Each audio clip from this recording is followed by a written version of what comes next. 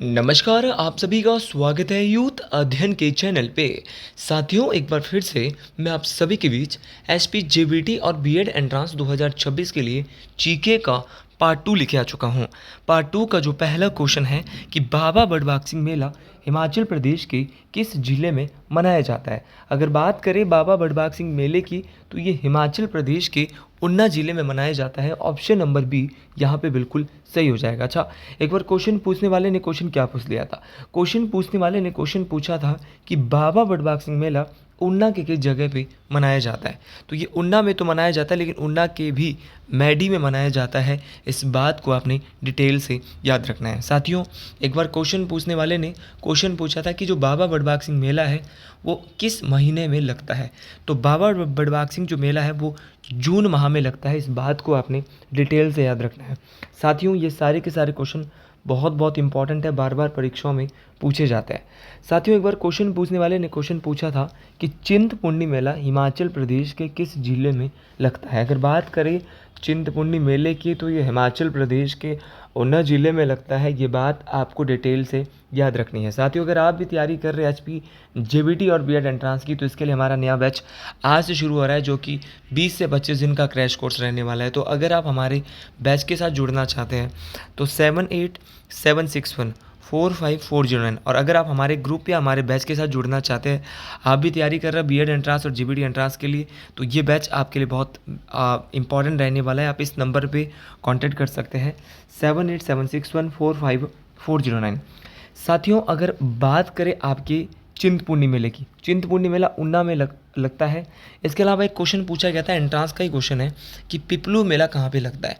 तो पिपलू मेला आपके ऊना में लगता है और ये मई जून के महीने में मनाया जाता है। ऑप्शन में बिलासपुर दिया है। क्या बिलासपुर में भी कोई फेमस मेला लगता है? जी हाँ, बिलासपुर में आपका मारकंडा मेला लगता है, जो कि बिलासपुर के जुखाला नामक जगह में जून के महीने में लगता है। साथियों, बिलासपुर का जो सबसे इम्पॉर्टेंट मेला है वो है आपका नलवाड़ी मेला। नलवाड़ी मेला एंट्रांस में ना जाने कितने बार पूछा गया है, और इस बार दोबारा नलवाड़ी फेयर पेपर में पूछा जा सकता है। साथियों, बात करें नलवाड़ी फेयर की, तो जो नलवाड़ी मेला है वो हिमाचल प्रदेश के बिलासपुर में लगता है। इसको कब शुरू किया गया था, सबसे बड़ा क्वेश्चन ये है। अगर बात करें नलवाड़ी मेले की, तो इसको 1889 में शुरू किया गया था। तो 1889 में नलवाड़ी मेले को शुरू किया था। किसने शुरू किया था? तो डब्ल्यू गोल्डस्टीन। तो डब्ल्यू गोल्डस्टीन के द्वारा आपका जो नलवाड़ी मेला है इसको शुरू किया गया था। साथियों, क्वेश्चन पूछने वाला क्वेश्चन पूछता है कि नलवाड़ी मेला डब्ल्यू गोल्डस्टीन के द्वारा शुरू करवाया गया था 1889 में। जब नलवाड़ी मेला शुरू करवाया गया था तो उस समय कहलूर, बिलासपुर का पुराना नाम क्या है? कहलूर। कहलूर के राजा कौन थे? तो जब नलवाड़ी मेला शुरू हुआ था तो उस समय बिलासपुर के राजा थे अमरचंद। याद रखना कौन थे? अमरचंद थे। एक बार क्वेश्चन पूछने वाले ने क्वेश्चन पूछा था कि नलवाड़ी मेला बिलासपुर के किस मैदान में लगता है। तो बिलासपुर में एक लुहणू मैदान है, और इसी लुहणू मैदान में आपका मेला लगता है, नलवाड़ी मेला। साथियों, नलवाड़ी मेला आपके मार्च महीने में मनाया जाता है। ये बात आपको डिटेल से याद रखना, और ये एक प्रकार का पशु मेला है। बिलासपुर की बात करें तो यहाँ पे नलवाड़ी मेला के बारे में मैंने संपूर्ण जानकारी आपको दे दी, लेकिन क्वेश्चन पूछने वाला क्वेश्चन पूछ सकता है कि नैना देवी मेला हिमाचल के किस जिले में मनाया जाता है। नैना देवी मेले की अगर मैं बात करूँ तो ये मेला भी बिलासपुर ज़िले में मनाया जाता है। ये मेला आपका अगस्त माह में लगता है। ये बात आपको डिटेल से याद रखनी है। तो नैना देवी विधानसभा सीट, नैना देवी मेला, हर एक चीज़ कहाँ पर है? बिलासपुर में है। ये बात आपको डिटेल से याद रखनी है। चलिए जी, अगले क्वेश्चन की ओर चलता है। अगला क्वेश्चन है कि सिकरी हिमाचल प्रदेश के किस स्थान के लोगों का लोक नृत्य है। बात करें सिकरी की, तो सिकरी हिमाचल प्रदेश के किस जिले में किया जाता है। तो सिकरी नृत्य आपके हिमाचल प्रदेश के चंबा जिले में किया जाता है। साथियों, जो सिकरी नृत्य है वो आपका चंबा जिले में तो किया जाता है, लेकिन क्वेश्चन पूछने वाला क्वेश्चन क्या पूछता है भाई? क्वेश्चन पूछने वाला क्वेश्चन यहाँ से ये पूछ लेता है कि चंबा जिले में सिकरी के अलावा ऐसे कौन कौन से नृत्य हैं जो परीक्षा में पूछे जाते हैं। तो सबसे ज़्यादा एंट्रांस में रिपीट हुआ है झांझर। कि झांझर कहाँ किया जाता है, तो झांझर चंबा का एक प्रसिद्ध लोक नृत्य है। ये इस बार की जो एंट्रेंस परीक्षा है वहाँ पर पूछा जा सकता है। साथियों, क्वेश्चन पूछने वाला क्वेश्चन क्या पूछ सकता है मेरे भाई, कई बार क्वेश्चन पूछने वाले ने क्वेश्चन पूछा है कि ढांगी और ढेपक, तो ढांगी और ढेपक जो दो लोक नृत्य है वो कहाँ पे किए जाता है। तो एक ढांगी है, एक ढेपक है, दोनों के नाम आपको याद रखने हैं। ढांगी और ढेपक भी आपके चंबा में किए जाते हैं, बहुत बहुत इंपॉर्टेंट है।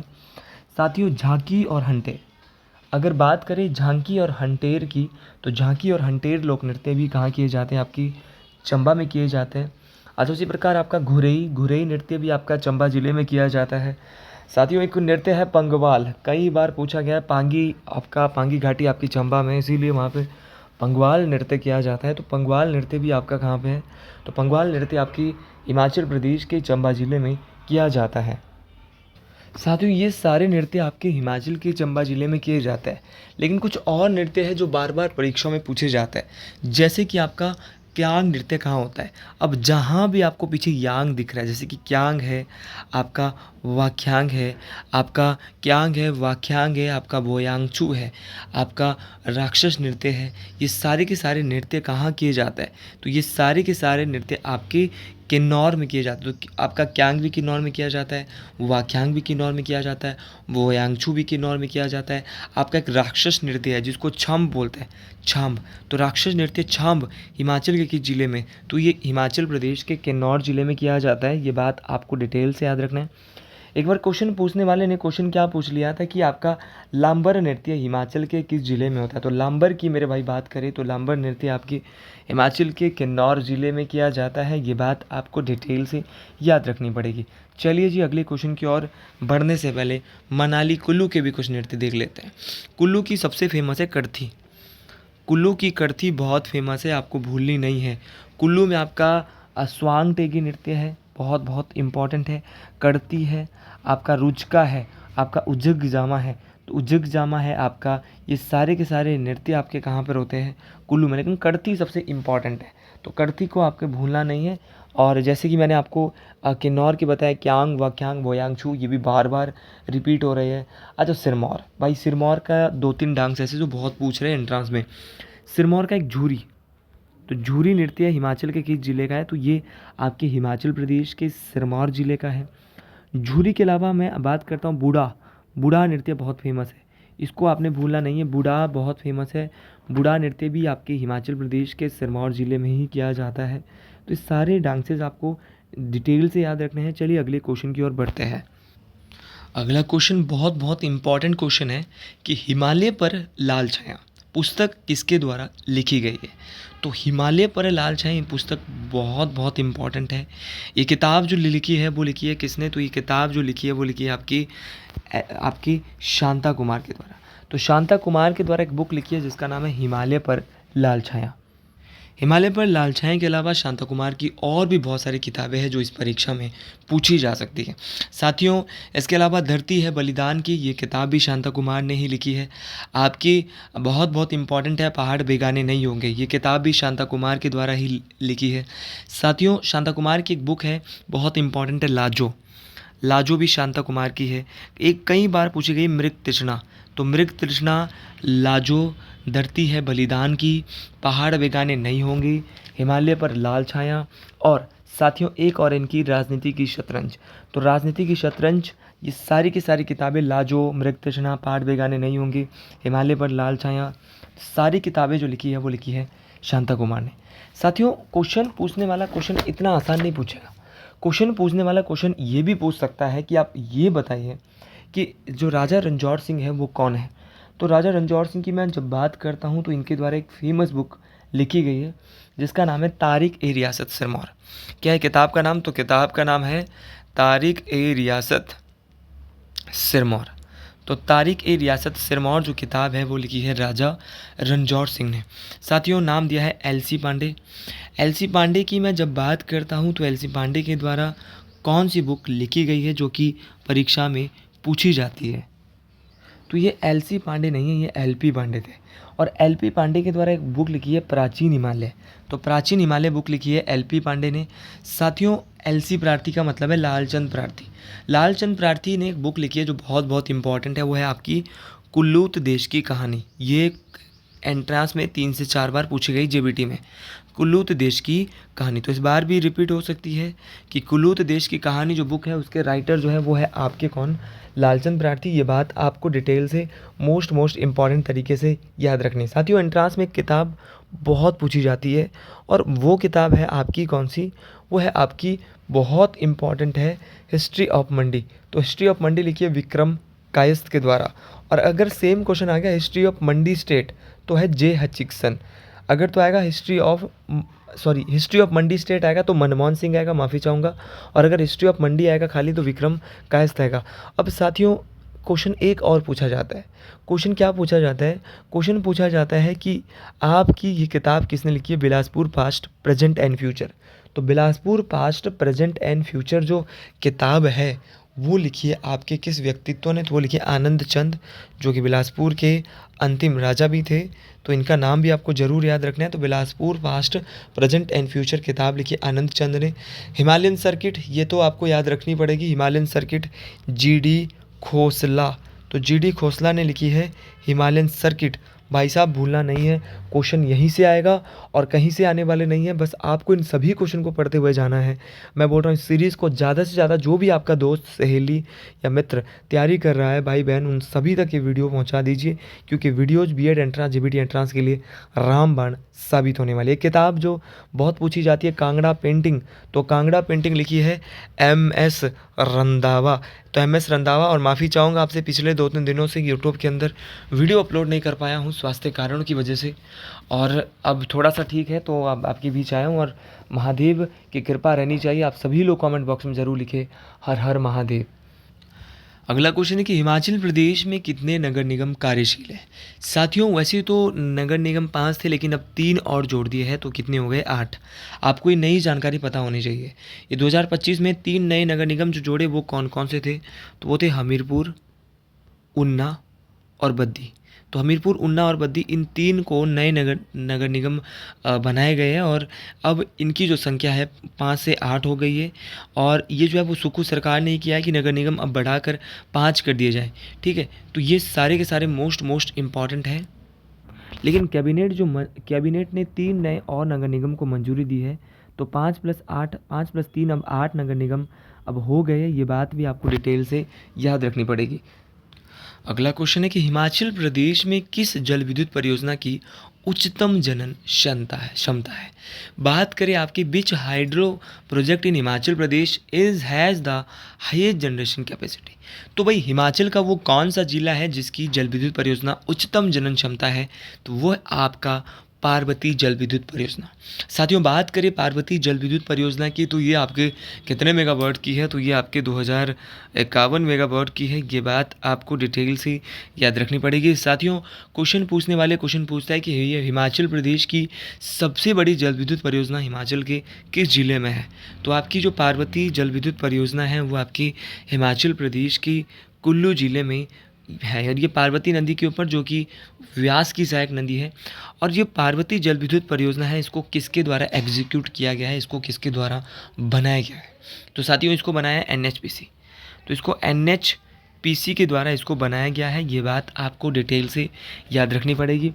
साथियों ये बहुत इम्पॉर्टेंट है और ये परीक्षाओं में बार बार पूछी जाती है। साथियों बात करें आपकी करछम बांगटू। करछम बांगटू कहाँ पर है और करछम बांगटू आपकी कितने मेगावाट की? तो करछम बांगटू आपकी सतलुज नदी पर है। ये आपकी 1000 मेगावाट की है। ये बात आपको डिटेल से याद रखनी है। तो करछम बांगटू आपकी 1000 वाट की है, किन्नौर जिला में है। और ये जो है आपकी जेपी इंडस्ट्री है उनके द्वारा बनाई गई थी। ठीक है, और निजी क्षेत्र की सबसे बड़ी परियोजनाओं में से एक है आपकी करछम बांगटू परियोजना। उसी प्रकार आपका नाथपा झाकड़ी भी आपका किन्नौर में है। नाथपा झाकड़ी भी बहुत इंपॉर्टेंट है। नाथपा झाकड़ी भी आपका परीक्षाओं में बार बार पूछा जाता है। नाथपा झाकड़ी की बात करें कितना मेगावाट की है? तो नाथपा झाकड़ी आपकी 1500 मेगावाट की परियोजना है। ये बात आपको डिटेल से याद रखनी है। साथियों नाथपा झाकड़ी आपकी किसके द्वारा? तो ये सतलुज नदी पर है और इसको जो है एसजेबीएनएल तो एसजेबीएनएल सतलुज जल विद्युत निगम लिमिटेड के द्वारा इसको क्या किया गया है, मतलब कि बनाया गया है इस परियोजना को, और इसको विश्व बैंक की ओर से भी नाथपा झाकड़ी को पैसा मिला है। ठीक है, बुधिल बुधिल भी एक परियोजना है, और बुधिल परियोजना आपकी 70 मेगावाट की है। क्वेश्चन पूछेगा बुधिल परियोजना किस नदी पर है, रावी नदी पर, जिला कौन सा, चंबा जिले में है। तो ये सारी परियोजना आपको डिटेल से याद रखनी है। एक बार क्वेश्चन पूछने वाले ने क्वेश्चन क्या पूछ लिया था, क्वेश्चन पूछने वाले ने क्वेश्चन पूछा था कि हिमाचल प्रदेश सरकार के द्वारा बनाई गई पहली जल विद्युत परियोजना, तो वो है आपकी गिरी परियोजना। तो गिरी परियोजना हिमाचल प्रदेश सरकार के द्वारा बनाई गई पहली परियोजना है। इसको जो है वो 1966 में बनकर ये तैयार हुई थी। और साथियों आपको ये भी याद रखना है, ये जो गिरी परियोजना है वो कितने मेगावाट की है, तो ये आपकी 60 मेगावाट की है। साथियों उसी प्रकार आपकी भाभा जल विद्युत परियोजना है, जिसको संजय जल विद्युत परियोजना के नाम से भी जाना जाता है। अच्छा, गिरी परियोजना के बारे में आपको ये भी याद रखना है कि किस नदी पर है, गिरी नदी पर। वो गिरी नदी जो कि हिमाचल के सिरमौर को दो भागों में, गिरी आर और गिरी पार में बांटती है। ये बात आपको डिटेल से याद रखनी है। साथियों आपका क्वेश्चन पूछने वाला क्वेश्चन पूछता है कि जो भाभा जल विद्युत परियोजना है वो कितने मेगावाट की है, तो भाभा जल विद्युत परियोजना आपकी 120 मेगावाट की है। साथियों भाभा जल विद्युत परियोजना जो है वो आपकी सतलुज नदी पर है। इसको कब बनाया गया, तो इसको 1989 में बनाया गया है, और ये किन्नौर ज़िले में बहुत बहुत इम्पॉर्टेंट है। और ये एशिया की पहली भूमिगत परियोजना, तो एशिया की पहली भूमिगत परियोजना कौन सी है, तो वो है आपकी संजय जल विद्युत परियोजना या आपकी भाभा जल विद्युत परियोजना। ये सारे क्वेश्चन बहुत बहुत इंपॉर्टेंट है, ये सारे ही क्वेश्चन परीक्षाओं में पूछे जाते हैं। क्वेश्चन एक बार पूछा गया था कि हिमाचल प्रदेश सरकार की सबसे पुरानी परियोजना कौन सी है, तो वो है आपकी शानन परियोजना, जो कि हिमाचल प्रदेश सरकार के नियंत्रण में नहीं है। तो शानन परियोजना जब हिमाचल सरकार के नियंत्रण में नहीं है तो किसके नियंत्रण में है, तो ये पंजाब सरकार के अधीन है, और ये 110 मेगावाट की है। शानन जल विद्युत परियोजना 110 मेगावाट की है। ये आपकी मंडी जिले के जोगिंदर नगर में स्थित है, और ये हिमाचल प्रदेश में बनी है लेकिन है पंजाब सरकार के नियंत्रण में। तो इस सारे क्वेश्चन बहुत बहुत इंपॉर्टेंट हैं, परीक्षाओं में बार बार पूछे जाते हैं, और आपको बार बार पूछे जाने वाले क्वेश्चन ज़रूर याद रखने होंगे। साथियों एक क्वेश्चन और है जो कि बार बार परीक्षा में पूछा जा रहा है, और ये आपको ज़रूर याद होना चाहिए। क्वेश्चन है कि बनेड़ परियोजना हिमाचल प्रदेश के किस जिले में है, तो बनेड़ परियोजना 12 मेगावाट, और ये कांगड़ा ज़िले में है। ये भी बहुत बहुत इंपॉर्टेंट है, परीक्षाओं में बार बार पूछी जाती है। अगला क्वेश्चन है कि हिमस्वान हिमाचल प्रदेश कार्यक्रम जो है वो कब शुरू किया गया था, तो हिमस्वान कार्यक्रम जो है हिमाचल प्रदेश में शुरू किया गया था 5 फरवरी 2008। तो 5 फरवरी 2008 को ये प्रोग्राम शुरू किया जाता है। ये बात आपको डिटेल से मोस्ट इम्पॉर्टेंट तरीके से याद रखना है कि हिमस्वान कार्यक्रम क्या है और इसको शुरू कब किया। तो इसको शुरू किया था आपका बहुत बहुत इम्पॉर्टेंट ये क्वेश्चन रहने वाला है। इसको शुरू किया था आपका कब, तो इसको शुरू किया था आपका 5 फरवरी 2008 में। ये बात आपको डिटेल से याद रखनी पड़ेगी। साथियों क्वेश्चन पूछने वाला क्वेश्चन क्या पूछता है, क्वेश्चन पूछने वाला क्वेश्चन पूछता है कि हिमस्वान का पूरी फुल फॉर्म क्या है, तो इसका पूरा फुल फॉर्म है Himachal state wide area network. तो Himachal state wide area network मतलब कि नेटवर्क से जोड़ने का काम करने के लिए सरकार ने 2008 में क्या लाई थी, हिमस्वान की परियोजना लाई थी। तो साथियों ये सारे क्वेश्चन बहुत बहुत इंपॉर्टेंट है। अच्छा, सैनिक स्कूल हिमाचल प्रदेश के किस स्थान पर स्थित है, तो सैनिक स्कूल हिमाचल प्रदेश के सुजानपुर टिहरा में स्थित है। तो आज के लिए इतना ही। वीडियो अच्छी लगी हो कमेंट बॉक्स में ज़रूर लिखे। हर हर महादेव जी। जय श्री गुरु महाराज, जय माँ बघ्याणी। हर हर महादेव।